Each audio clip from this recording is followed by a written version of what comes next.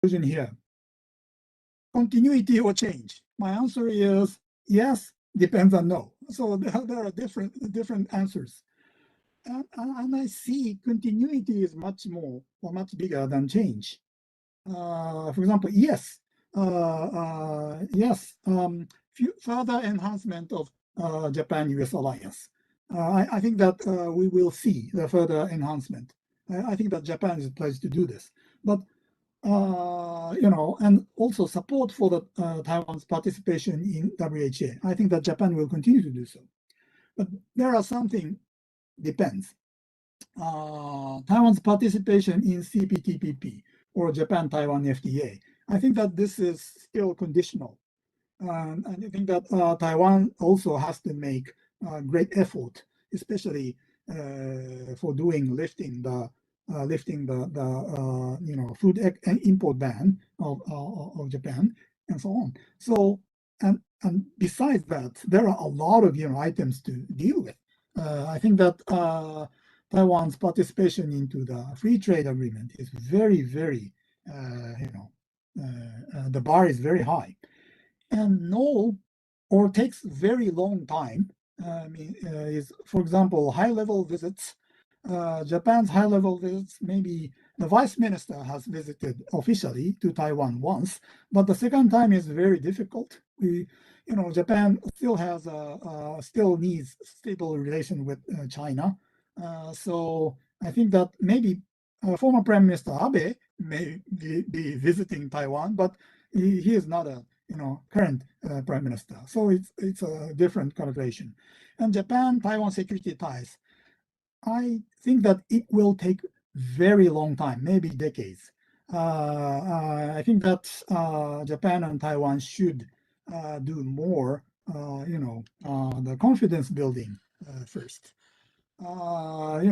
Japan is pledged to do the enhancement of the Japan-US alliance, but it does not necessarily mean that Japan is stepping into the direct, security ties with Taiwan. So I think that U.S. may or can or should, it depends for different people, support Japan's no list or depend list. For example, if Japan and Taiwan have difficulties to have direct link in the defense field, the United States can have a kind of a bridge, play the role of the bridge between Japan and Taiwan, such as Japan and South Korea did in the past. So U.S. can make a kind of a mediation between Japan and Taiwan in some fields. So this is my conclusion, and these two books are books. So if you read Japanese or Chinese, I would be I would appreciate you if you take a look at them. Thank you very much.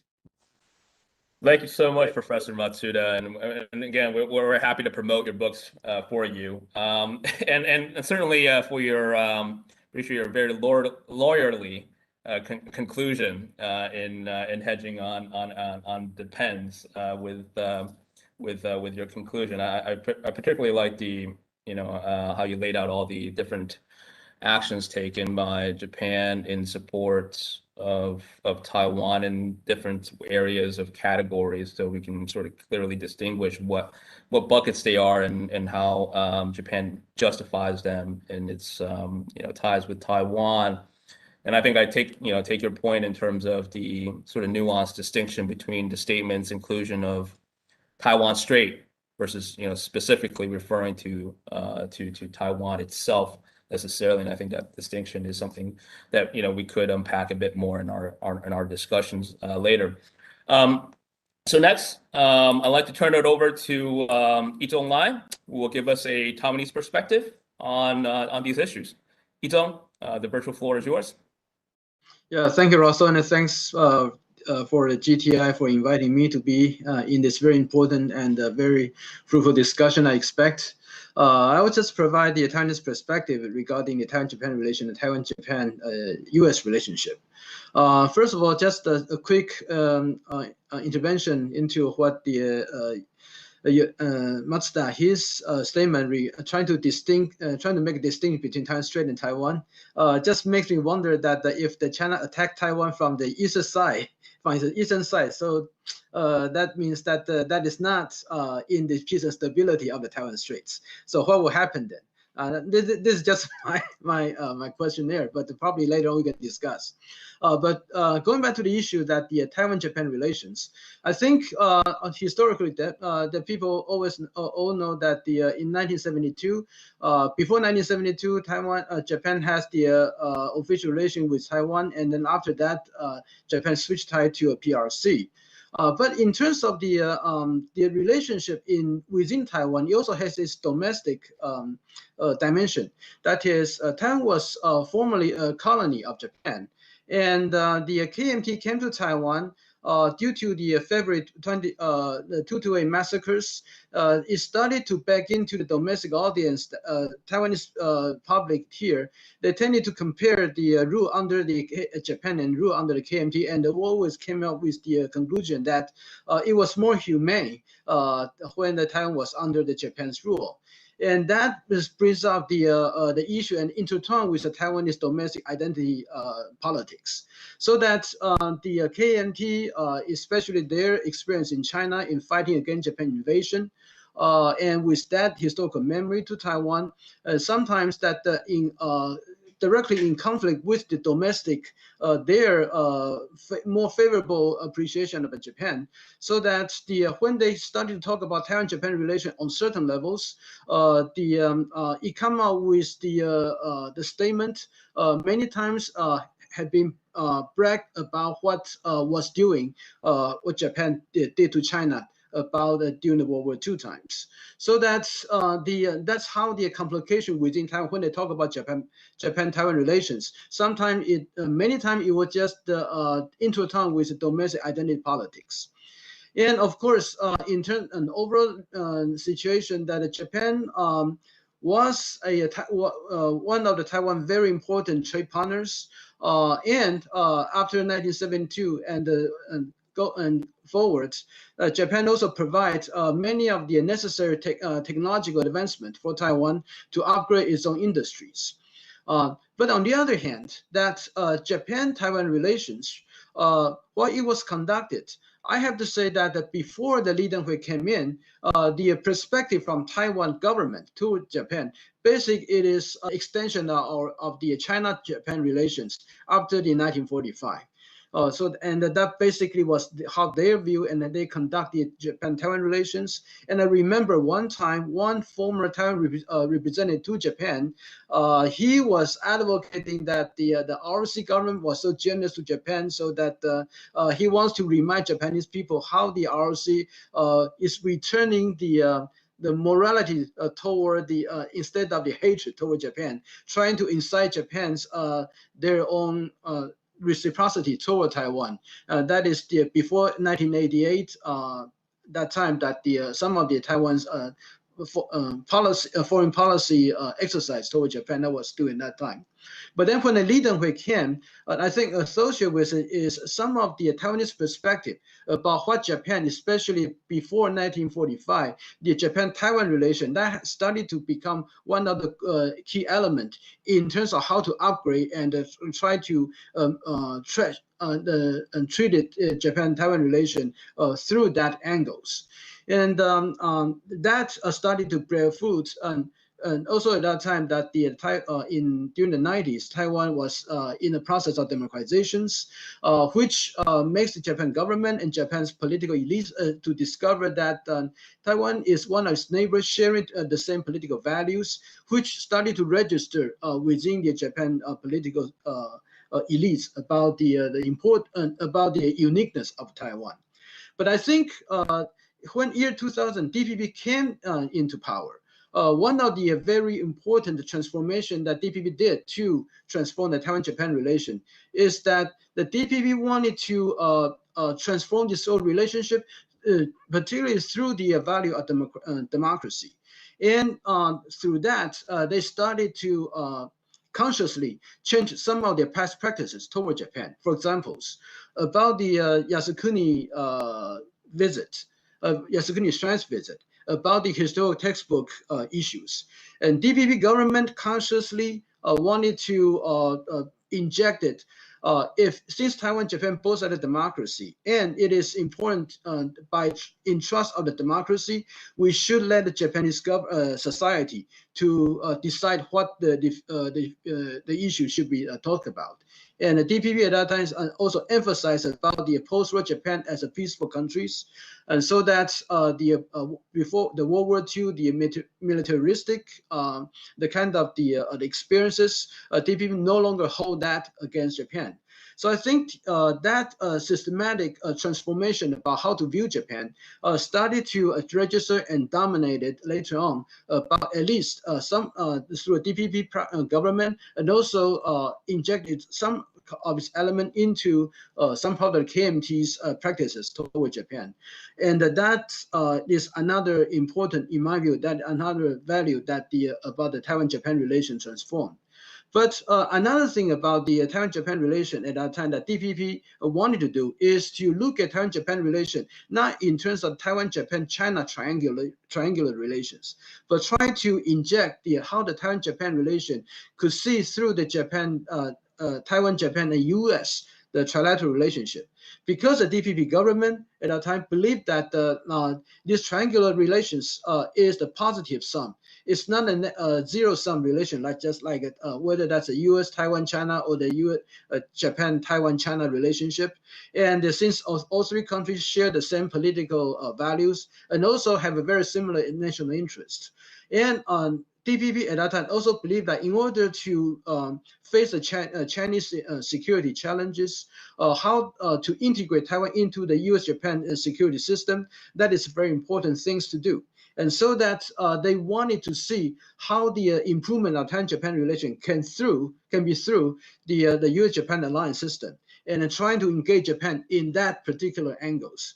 And so that under the DPP government, I think also later on from subsequent KMT government, the enterprise or the initiative of the Taiwan-Japan-U.S. trilateral dialogue that started to develop and start to register among the security establishment about how those things goes. Of course, sometimes people take this as a trilateral relations.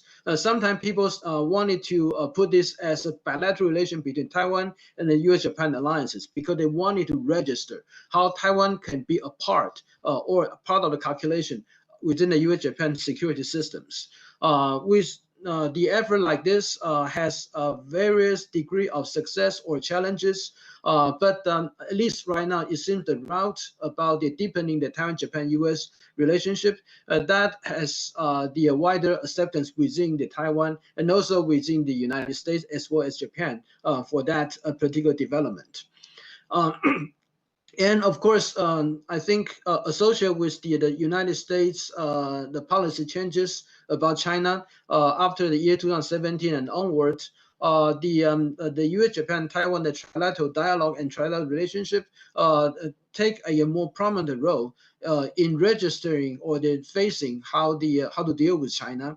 And we also witnessed that this year, the Biden administrations also transform the traditional, the U.S., Taiwan, China, the trilateral relation in terms of Taiwan Strait security by inviting other players, including Japan, even Australia, and the European countries, G7 countries, to be a part of these Taiwan Strait security calculations.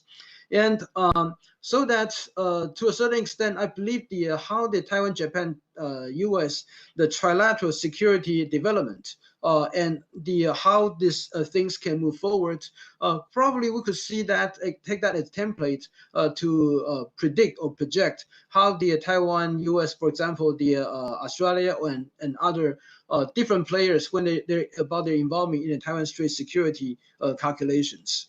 And later on, we also witnessed that the Japan's own initiative in terms of how the Japan EU and Japan Australia, without the United States, but the Japan come out and register how the importance of the Taiwan Strait security is to Japan. So that those are the very, very recent development, and how the Japan is not just a part of the U.S. ally system, but also has a security calculation of its own about Taiwan. That's one of the very different development now in comparison with like things happened 5 or 6 years ago.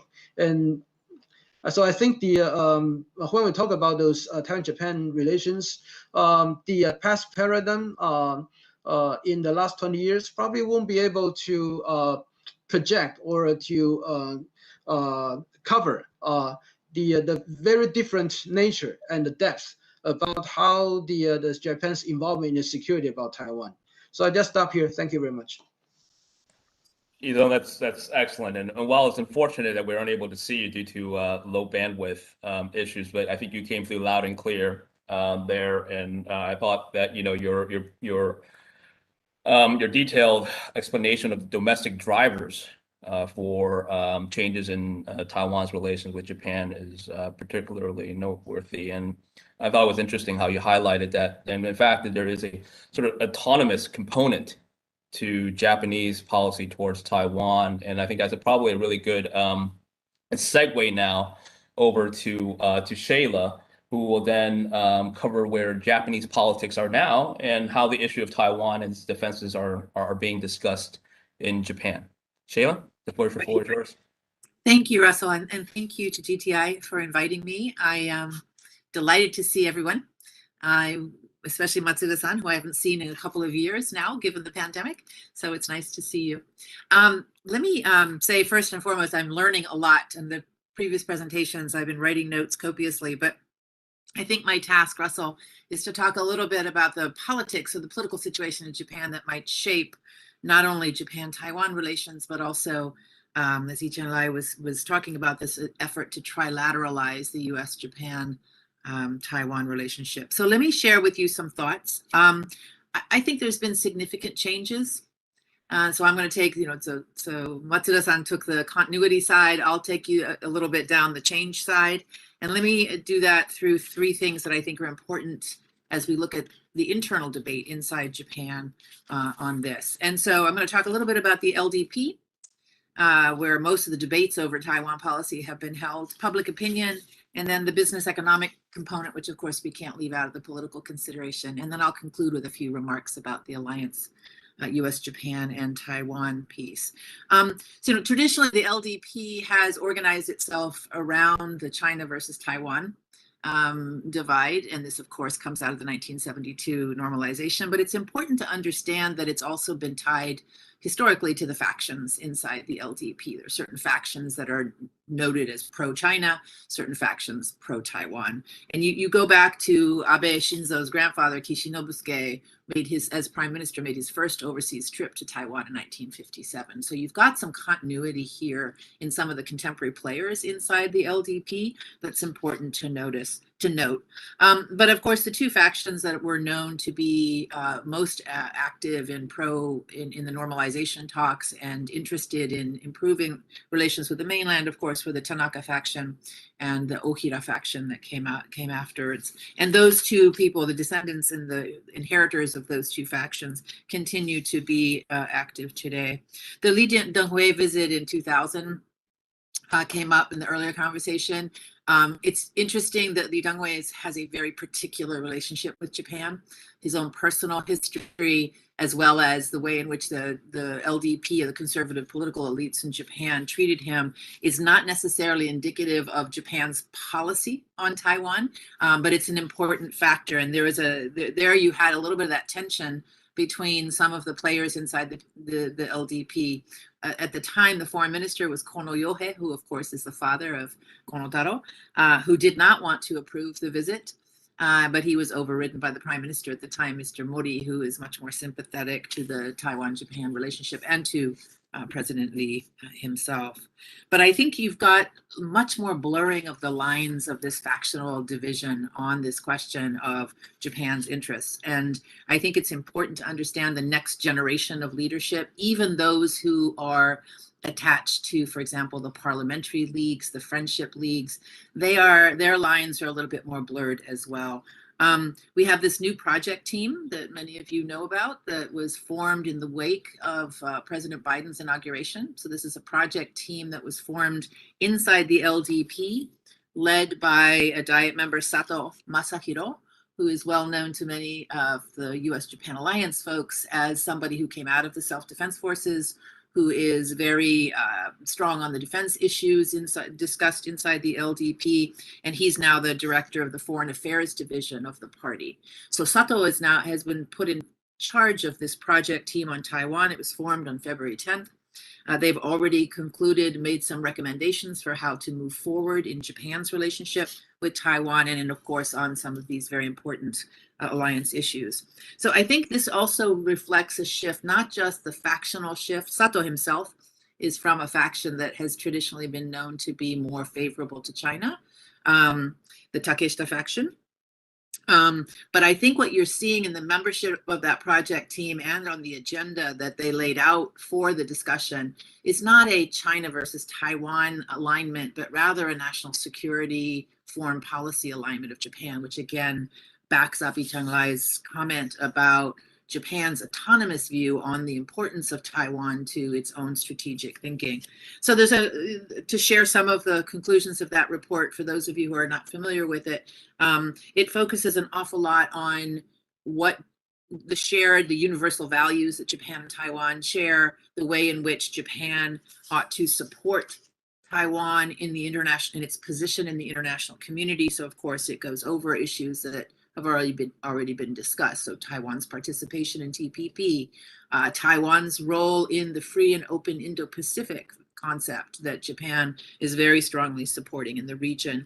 It talks about coordinating more closely with the United States on a variety of policy changes, including referencing the adaptation to our Taiwan Relations Act of 2018, which allows more high-level visits. So again, they put that on the table to be studied. And of course, on the defense side, the contingency planning, the way in which some kind of military crisis might affect Japan. So that's the agenda of the team. That not everything has been concluded. There's some recommendations at the end, but there really is the overall gist of that report is really to put on the table the two things that both Matsuda Sensei and Yi Chang-lai put out there for us. One is Japan's autonomous interest in its relationship with Taiwan, but the other is how to weave Japan's Taiwan policy in coordination with the United States and Taipei into a stronger trilateral coordination. So I think the LDP has lost some of the old factional kind of separation. I think you're seeing a much more pragmatic look at Taiwan-Japan relations as a strategic priority. So that's important inside the LDP. The second place we look at the political context within which this is being debated in Japan, of course, is we have to think about the Japanese public, how they view this issue and how they may or may not respond to any kind of an initiative to change policy. Largely, we've got some very good polling data on Japanese attitudes towards China. In preparation for this, I couldn't come up with any long longitudinal studies that were specific to Taiwan. But I think you also have to, I think seeing this partly through the gaze of how Japanese attitudes towards China continue to be skeptical. 89% of the Japanese, almost 90% of Japanese polled by Genron, which does these long decades of longitudinal polling on public attitudes towards China. So that's a 2020 number, is 89% of the Japanese have unfavorable attitudes towards China. And many, when you break that down further, it goes into the reasons why. The worry on the defense side, though, I thought was very interesting in the 2020 results, because they looked at the threat perception, and North Korea still ranks higher than China in terms of immediate military threat. But the threat is largely organized around perceptions of something happening in the Senkaku Islands as opposed to a Taiwan scenario. And so we're still not at the point where you see the Japanese public responding to the idea that there may be some kind of critical issue in Taiwan. But given that we don't have actual polling data on Japanese attitudes towards Taiwan, what I thought I would emphasize here is something that you hear frequently, and this audience, of course, will know well, is that Taiwan has a very high favorability rate. When you do, which countries do you like the most? Taiwan always ranks fairly high in the Japanese among the Japanese public, and in particular because of Taiwan's response to the 2011 earthquake, and its assistance and openness to Japan in conversation over the management of COVID and vaccines. So you have a fairly high degree of Japanese public sense that Taiwan is a close friend and a partner. And so that, I think, is something that gives you another sort of recalibration, not on the threat side, but on the friendship side between Japan and Taiwan. The other place where I think you'll see the public attitudes in Japan have changed considerably, and that is on defense preparedness, in the sense that Japan needs to do more for its own defenses. When you look at polling data, irrespective of what country the threat may be perceived as emanating from, the Japanese public are far more ready for steps to enhance Japanese defenses than they might have been a decade or so ago. So you've got a Japanese public that's very attuned to the shifts, the strategic shifts, in particular in proximity to Japan in the East China Sea. And again, here, I don't see much evidence that the Taiwan contingent, we'll have to wait a bit to see what public attitudes are, especially this year, since we've got this very high profile conversation after the Biden-Suga summit about Taiwan. But most of that is directed towards the Senkakus and East China Sea concerns. Let me end my sweep of the Japanese political landscape by talking a little bit about economics and where business and economic elites may come down on this. Again, we don't have concrete data yet, and it's a bit early to see where the economic elites may be seeing the current conversation about coordination on Taiwan with the United States. But, you know, just to give you a frame here, China trade totals about $331 billion for Japan. It's its largest trading partner. In contrast, the trade with Taiwan is about 70 billion. So it's, by magnitude, it's not as large, and therefore you don't have, I went to look for statements by Keidanren or Keizai Doyukai or the big business elites and where Taiwan may factor in there. There's virtually no mention of Taiwan. That doesn't mean that Taiwan trade is not important or that the economic component of the relationship is not important, but it doesn't factor yet in the business elites' commentary on foreign policy. Where you do see it, and you see it in this project team's report, is a new emphasis, and I hear this when I talk to business elites anecdotally, and that's an emphasis on economic security. There is a much more higher degree of sensitivity about supply chain dynamics, and of course that engages Taiwan immediately, right? And also about things that affect democracies, things about the digital free flow of data. Those kinds of topics are areas where in private conversations, I hear Japanese corporations talk a little bit more about new ways in which they can engage in conversation with Taipei. And of course, there's this whole question that Matsuda-san seems a little bit more pessimistic on, which is the opportunity for a free trade agreement with Taiwan. I don't have any judgment about the political support for that. It may be that the Chinese response to something like that may factor in as far as the business elites are thinking.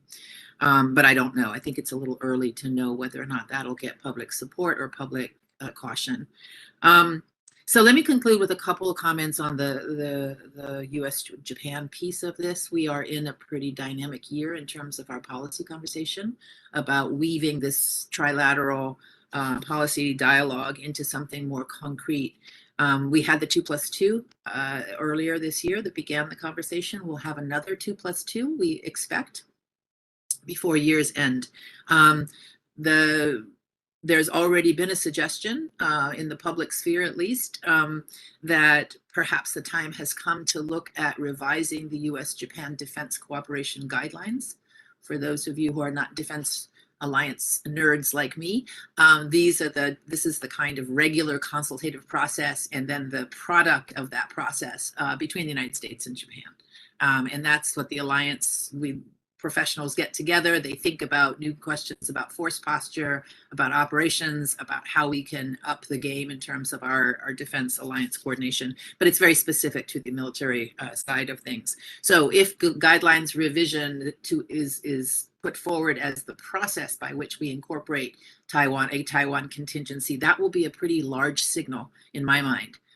That the contingency planning piece of our thinking about a Taiwan situation has moved forward considerably. So keep your eyes on that.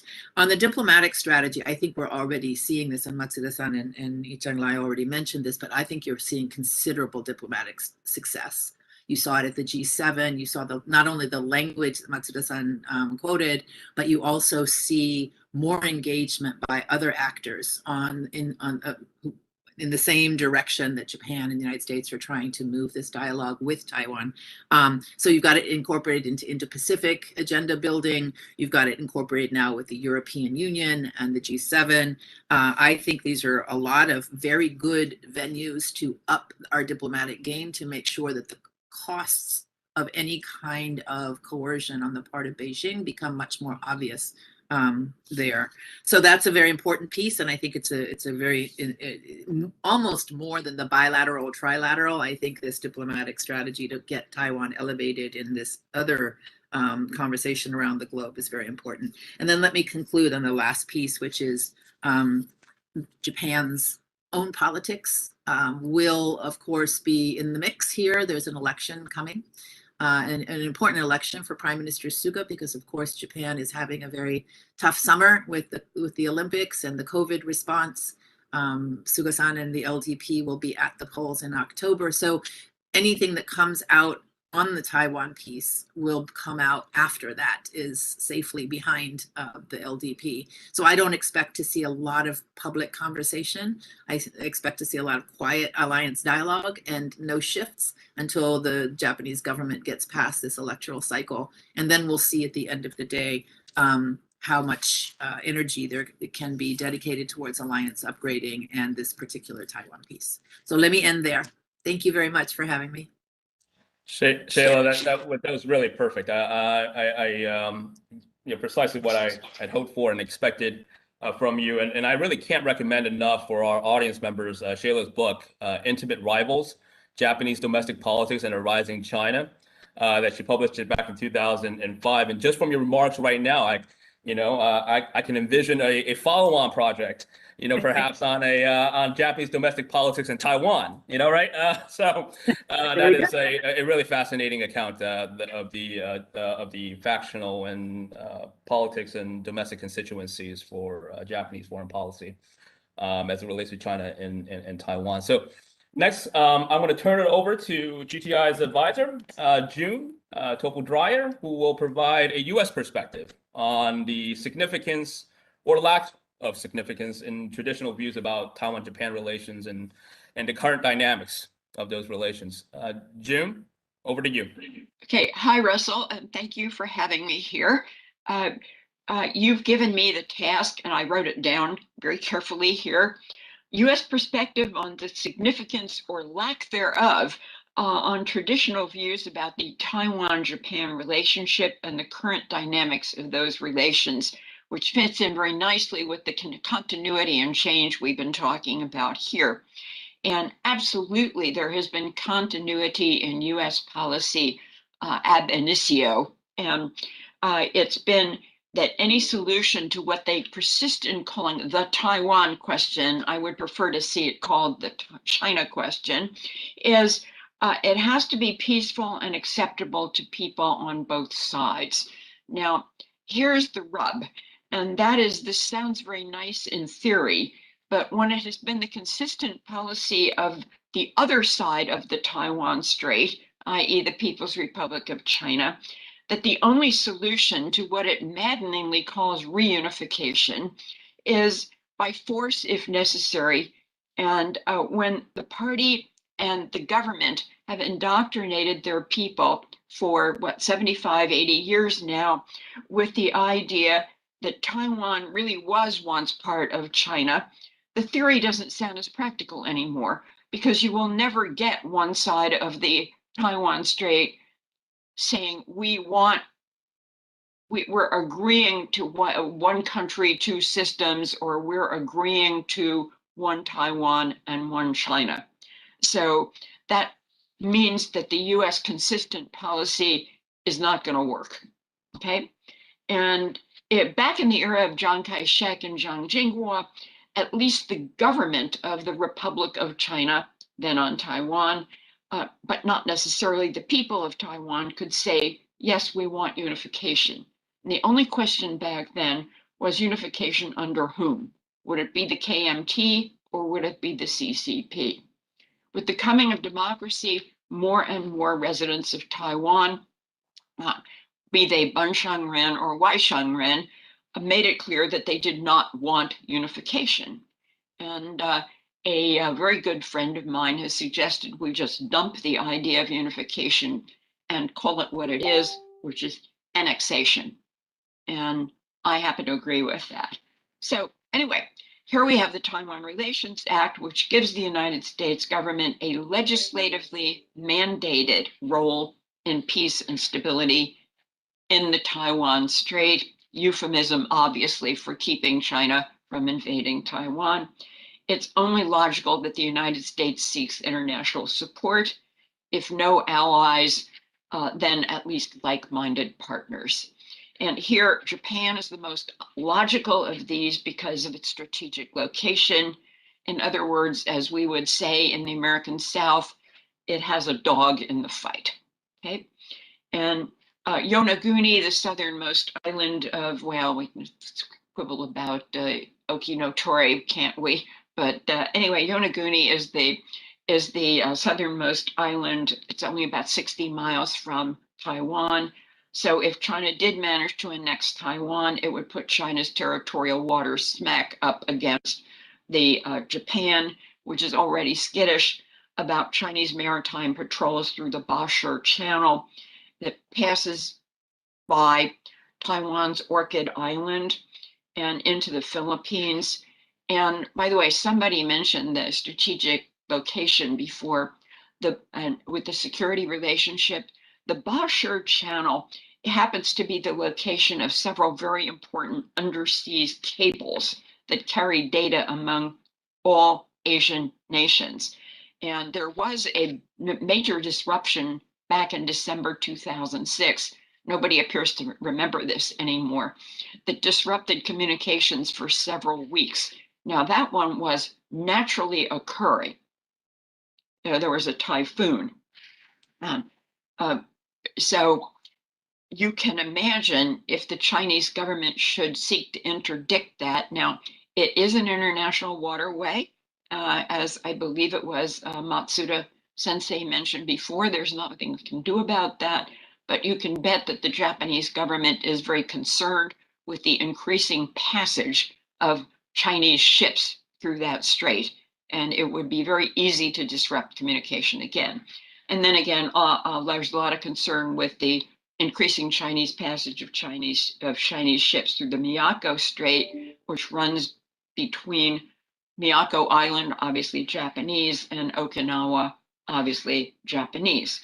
And so now, if you look at this from the Chinese point of view, and they've said this several times, there have been several articles in Guofang, which means defense, in Chinese military analysts, and they're saying that Taiwan is the buckle in the belt that is restraining the Chinese Navy from breaking into the open Pacific.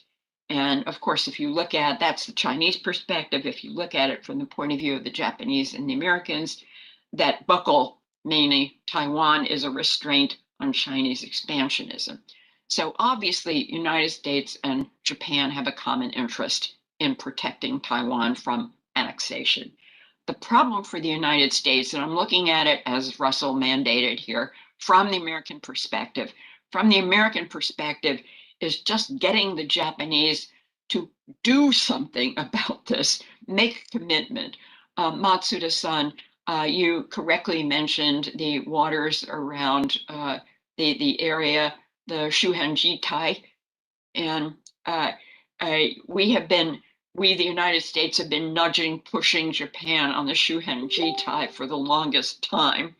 And what we find both delightful and maddening about our relationship with Japan is the ability of the Japanese language to be ambiguous in places where we wish it weren't ambiguous. Okay, and here that I see Shayla smiling, and you can see I talk a lot to American military people about this, and they have been tearing what is left of their hair out of this for the longest time.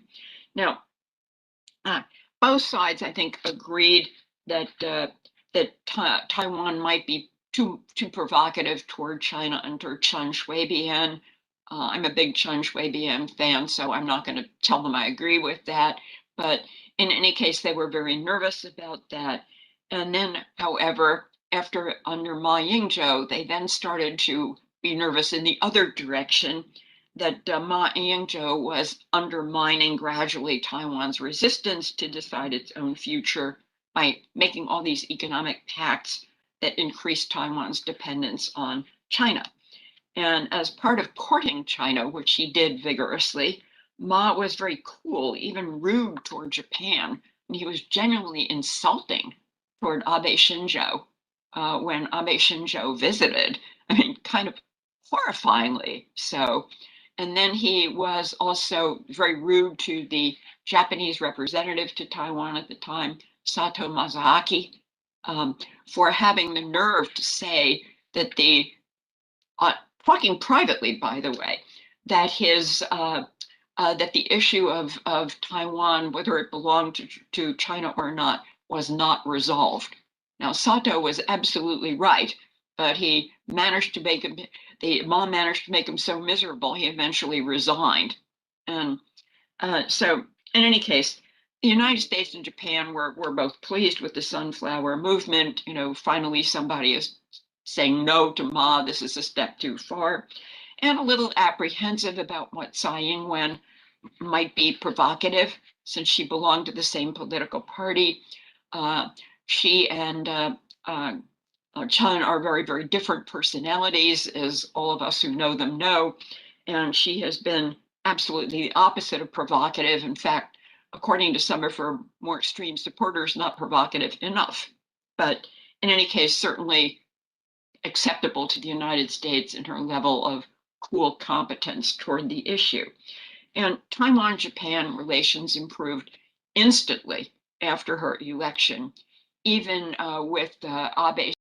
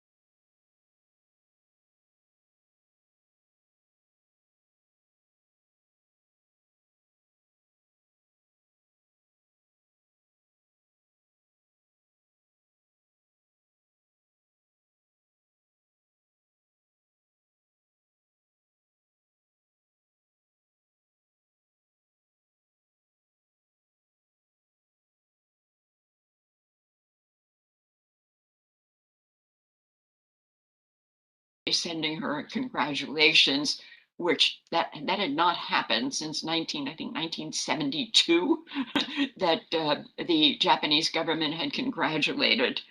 So that was definitely a symbolic, I don't know, straw in the wind or something like that. And then there was the changing of the name of the this Japan called it this clunky interchange organization. You know, what the heck does that mean?